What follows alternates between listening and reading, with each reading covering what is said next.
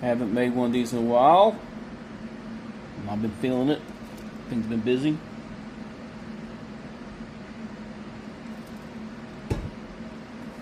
Stress levels off the chart. That's what it is. So my long-running Highfield game ended in a horrible TPK after I merged it with both parties on a single day from the Barrel Mates group.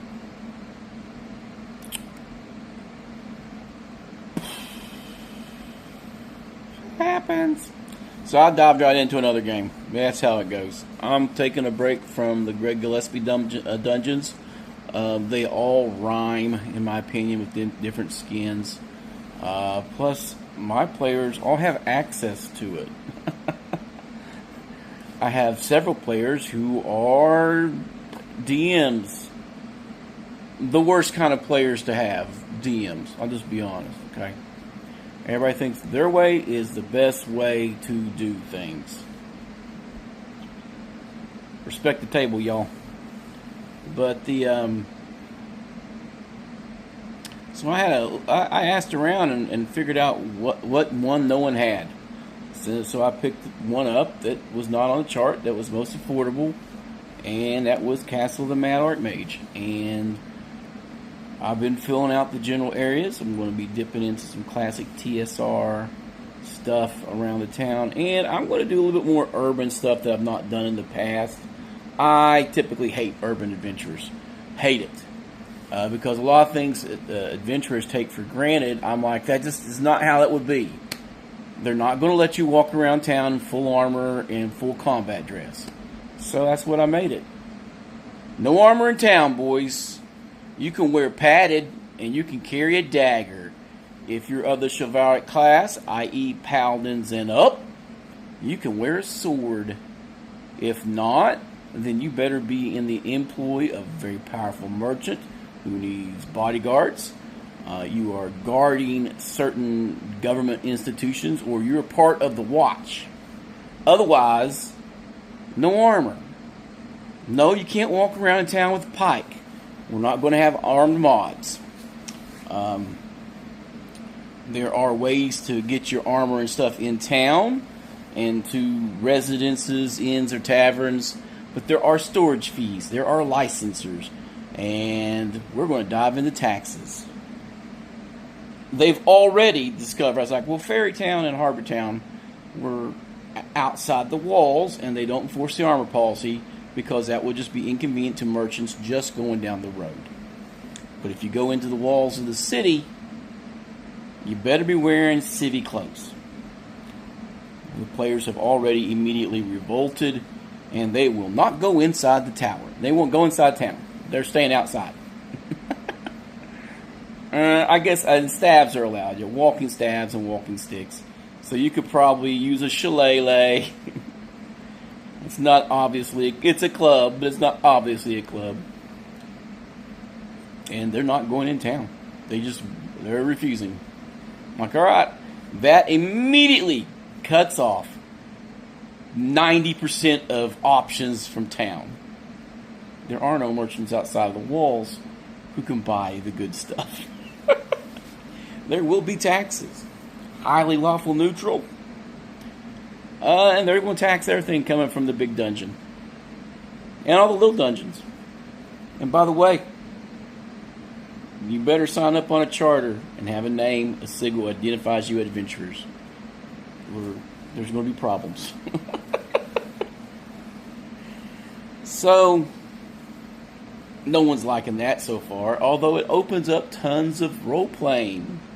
I foresee in the distant future or near future a John Wick moment in an alley versus thieves if they run across the guilds. If they get on the bad side of the guilds and they want to throw down with some young toughs from the local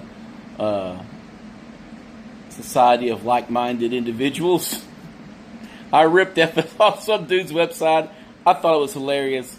And I'm reintroducing some old campaign favorites from over the years that old players might recognize in my campaigns, such as Falco's Tavern from Restonford, they've avoided that one too. I'm surprised one of my players didn't go, oh, fap staters, and head right there. But no, they're in a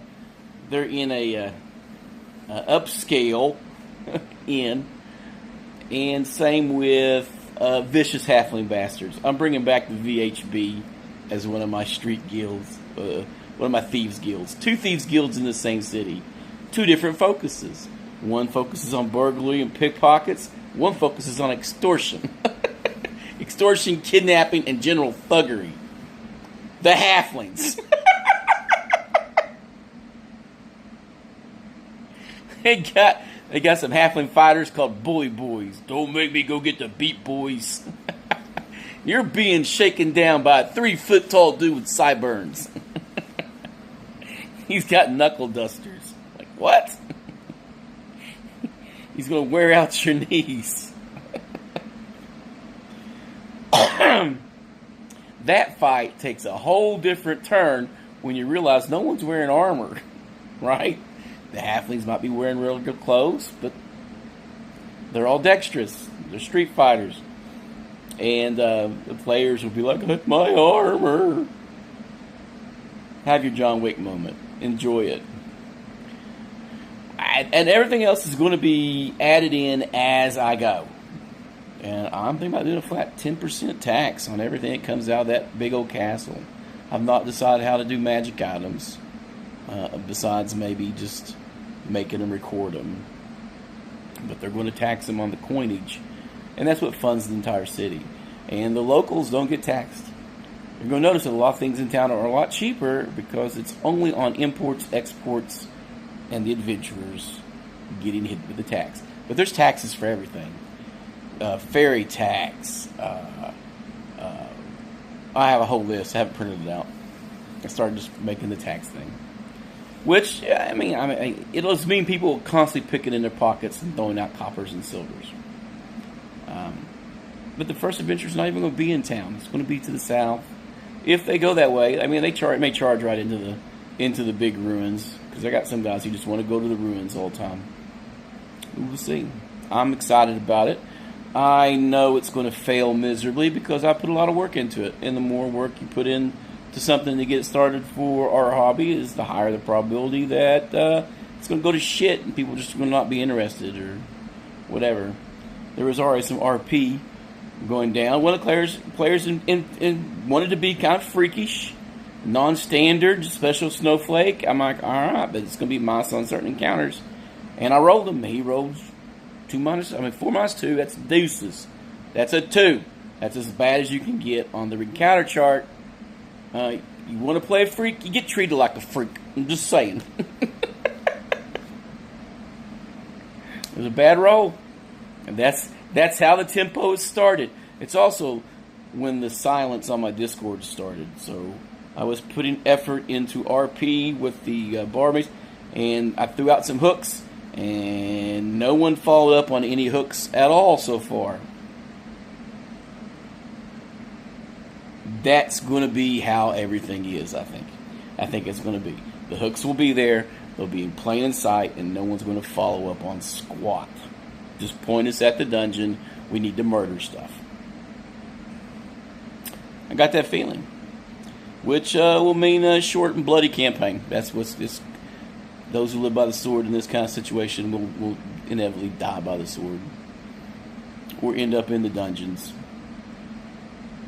Or in the dung pits. That's how it goes. That's how it goes.